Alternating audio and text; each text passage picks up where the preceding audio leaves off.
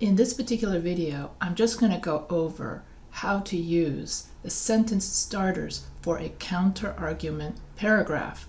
So when we use a counter-argument paragraph, we are talking about what the other side is saying. In other words, for instance, let's say your argument is you think that abortion is immoral. Then the other side would say that abortion is moral because. So when you start writing your other side paragraph, so that's another way of saying it. When you start writing the other side paragraph, you might think to yourself, well, how do I write a counter-argument paragraph? And how do I start my sentences? So here in your textbook, they say, I say. Your textbook, they say, I say, goes over many useful templates so that it will show you many common ways in which how to start a sentence in a counter-argument paragraph. So you could say, it has become common today to say, or in their work. So templates for introducing standard views. So the following templates can help you to make what we call standard views, in which we introduce a view that has become so widely accepted that it is essentially the conventional way of thinking about a topic. So basically that's what you're doing when you're writing a counter-argument paragraph, is you're writing about what the other side thinks about your topic. So you could say, Americans have always believed that. Conventional wisdom has it that. Common sense seems to dictate that. The standard way of thinking about topic X has it that. It is often said that.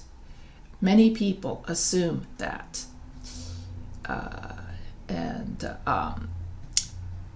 Although none of them have ever said so, this is, one implication of X treatment of, or although X does not say so directly, she apparently assumes that.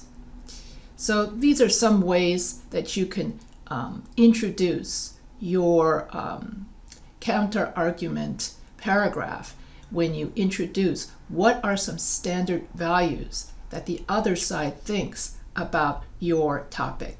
And so here you're writing about what they think, and in discussion of X, one controversial issue has been that on the one hand, blank argues blank. On the other hand, blank contends that. Others even maintain that. So these are all different ways in which you could talk about, introduce the sentences in your counter-argument paragraph. When it comes to the topic of blank, most of us will readily agree that blank. And here is where he starts his rebuttal. So then your rebuttal is where you start your argument. Okay, then you start using some kind of opposition. So for your counter-argument and rebuttal, you state what the other side says, and then you state what you believe.